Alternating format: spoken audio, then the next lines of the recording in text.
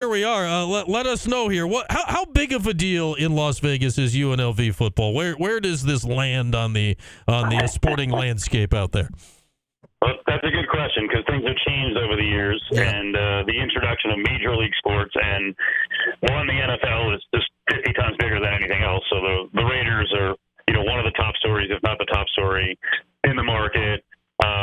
The fact that the Golden Knights came here from the NHL and won right away and won a Stanley Cup. So UNLV has been kind of pushed down, and up until last year, UNLV football has been kind of toggling around, 3 to 5 wins, but maybe they've turned the corner, and it's a big deal. It's a big deal. It's not the top story, but the attendance is expected to go up this year, and Syracuse is part of a really aggressive schedule, and now the expectations after one good year, people think that UNLV can win the Mountain West Conference, and then of course in the offing is all the conference realignment stuff. So there's a lot going on for UNLV football right now. These next couple of years are massive.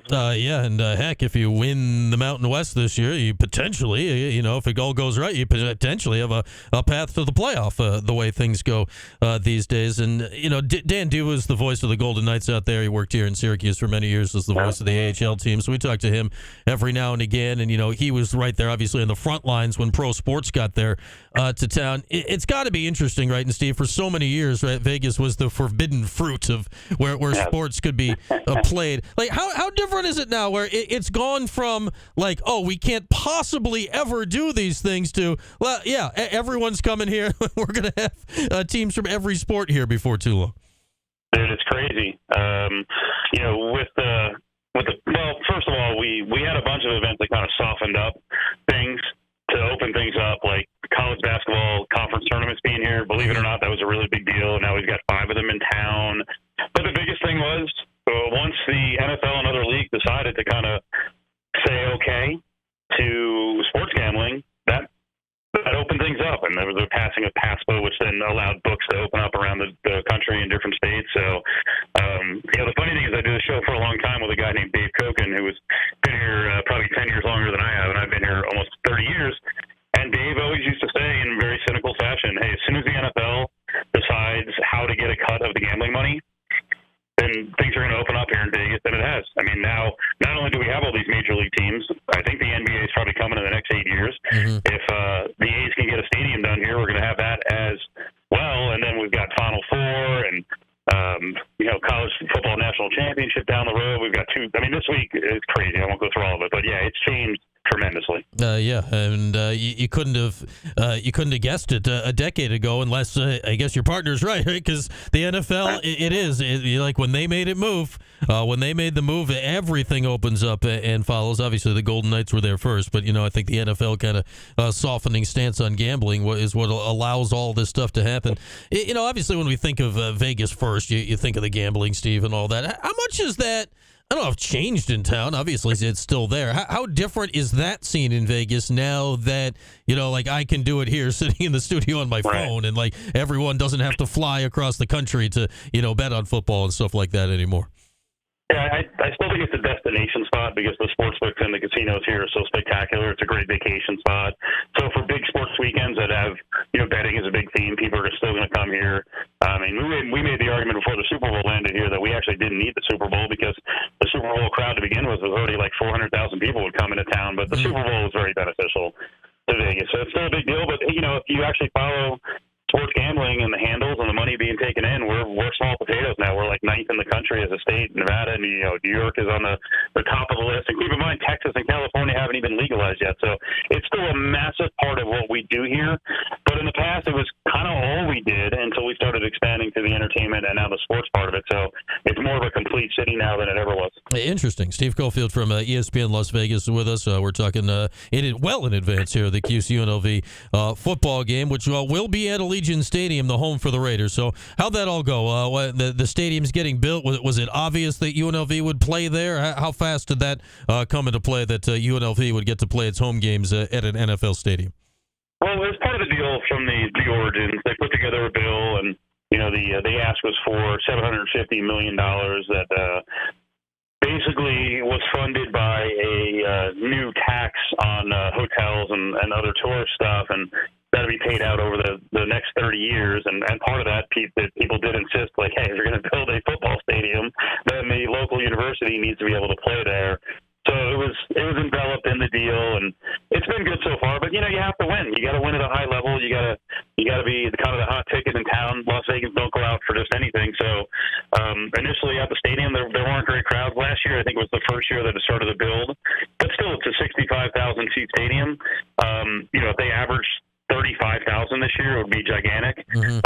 But as long as they keep winning, I always thought this was a town that was dying for football and good college football.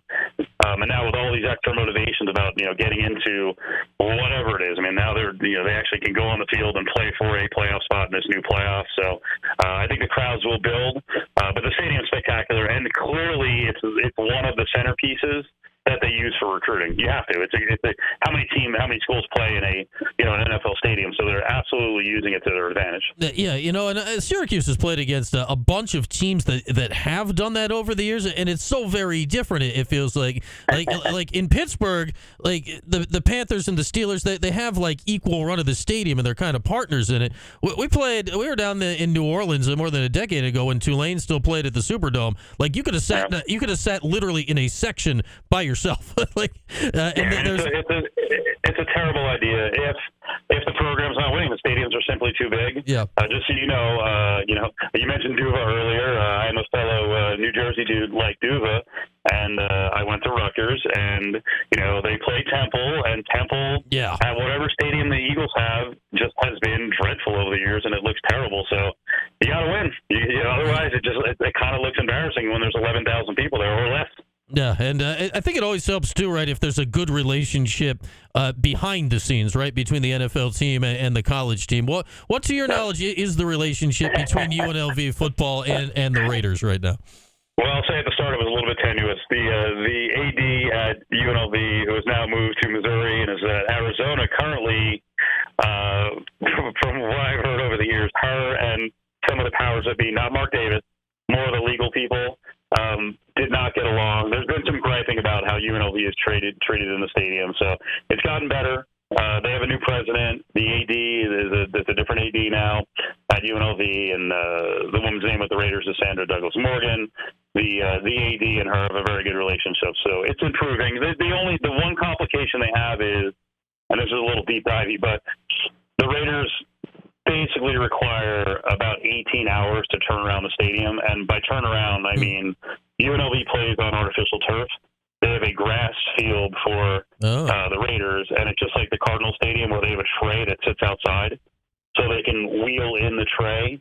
But the Raiders' claim is that they need 18 hours. I will say last year there was a quick turnaround from the Mountain West Conference Championship games to a Raiders game, and they were able to do it in about 11 hours. But the Mountain West Conference also paid a lot of money, so I guess if you want to pay for it, they can turn it around lickety-split. Yeah, and I don't think it's a Raiders reason, but I know the Syracuse game, right, that just got moved from a Saturday to a Friday night. It'll be a 9 o'clock Eastern kick time that Friday, so a little late night for us when we get going for that. And you mentioned it, Vegas it's such an events town and all of that. How hard is it, finding the right kickoff times and all that stuff to attract people to come to the games? Because as you know, right, there's so much competition for things to do out there.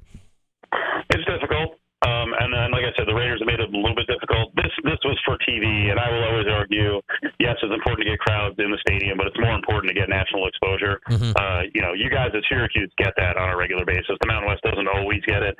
They pick the programs they think are going to be winning programs. So keep in mind, UNLV, and this is off topic on the time, but UNLV last year had, I think it was 5 games that weren't picked up by national TV. Wow. And what they did is we have a local television station here. I broadcast on that. So I did the TV games as the color analyst, but it was just for the market, and it was just for streaming up on the Mountain West Network. Now, this year, because last year they thought UNLV was going to stink, this year, TV people think it's a hot ticket. So as of now, all but one game is on national TV.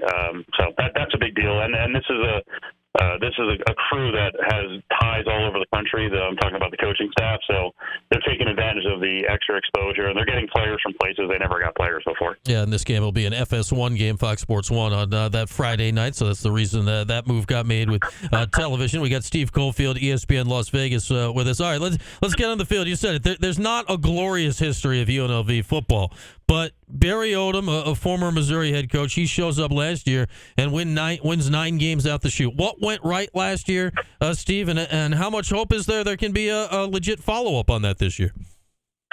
Hope. There's expectations. They better do the same thing according to the fans. Okay. there's a lot of hope.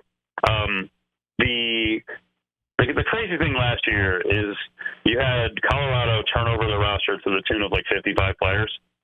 And as the season went along, it's a tougher conference, but they just wore out. But I pointed out many times that Deion Sanders publicized that a lot, like basically kicking guys in the butt to get out. Mm-hmm. UNLV did the same thing. But the coach didn't go out and go, hey, these guys better get their Louis and basically get the hell out of here. They did it quietly, but they did a super effective job of turning over the roster literally to the tune of like 50 players, and they brought in about probably 18 to 20 real contributors on the 1 and 2s.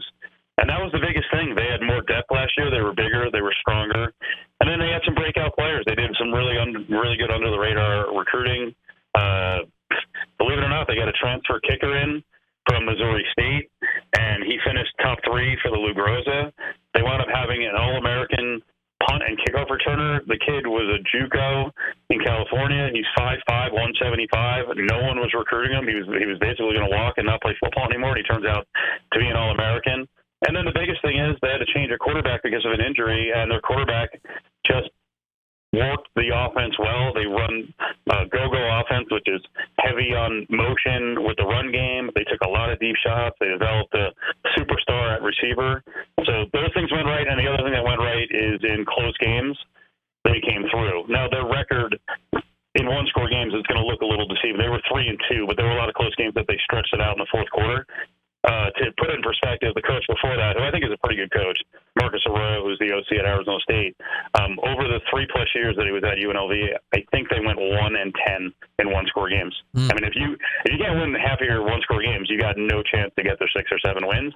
And they made a lot of breaks down the stretch. They pulled a lot of games out of the Rabbits' hat in the final minutes. So that's one of the biggest things that went right, along with the other 9 things I listed. Yeah, and the quarterback you mentioned, Jaden Maeva, like unfortunately for UNLV, but it's the world of the transfer portal now. He had the big season, and in the portal, he was going to USC and ends up at Georgia instead. So that tells you how desired he was. And now you bring in Matthew Sluka from Holy Cross, who extremely ironically, Syracuse is playing the week before UNLV. So I guess they're playing against this kid one way or another. What is it viewed behind the scenes transitioning from Maeva to bringing in Sluka here for this year? So that's going to be interesting. So on Maeva, I'll correct you real quick. He was going to go to Georgia, then he flipped to USC. Oh, I backwards He was getting a payday at both. Reports say. A lot of the stuff isn't public. But I actually think he has a much better chance to play at USC than behind Carson Beck. He's not going to beat out Carson Beck. But, no. The thing is interesting with the quarterback because Maeva was good at certain elements. He delivered a great deep ball, and he came up with some really clutch passes, especially over the middle, down the stretch. But when people watch him, and I really believe the offensive coordinator and Barry Odom believe this as well, that there was more they could get out of the offense from a throwing and running standpoint. And the run offense last year was incredible. They were top 5 in terms of scoring touchdowns. They had multiple guys scoring touchdowns. They had a freshman go for, I think it was 14 touchdowns his true freshman year. But what they didn't have was, and this offense is designed for the quarterback to get outside and be able to run a lot more RPOs. And if you look at both of these quarterbacks who recruited, you mentioned Sluka. I think last 2 years at Holy Cross, he rushed for 2,500 yards combined. Yeah. So he clearly can run. He can get downhill. They brought in another kid named Hodge Malik Williams from Campbell.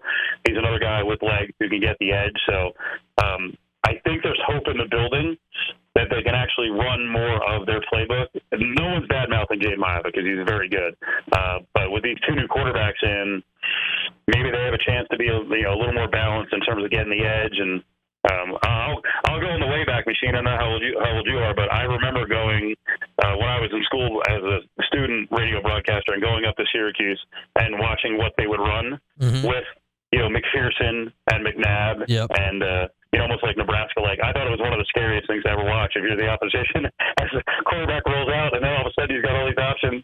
And the scariest one is he would just stop at the edge and then set up, and the tight end would be wide open, or Kadri Ismail was wide open. You're like, my God, how do you stop this offense? The freeze option plays back in the day, like when those hit on the deep ball, when Marvin Graves was slinging it to Kadri and stuff like that. Those are the good old days. Those are the good old days, Steve. We enjoy reminiscing on that. All right, man. Really appreciate the time today. I'm sure we'll catch up again when we get much closer to this kickoff in October. But thanks for hopping on for a few today. Appreciate it.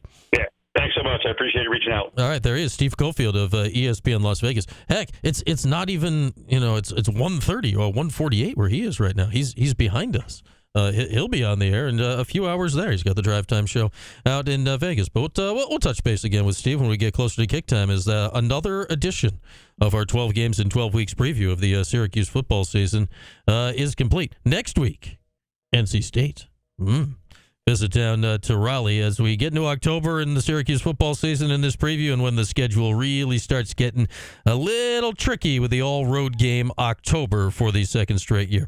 All right, let's hit a break in this hour, brought to you by William Mattar. Hurt in a car, call William Mattar at 444-4444.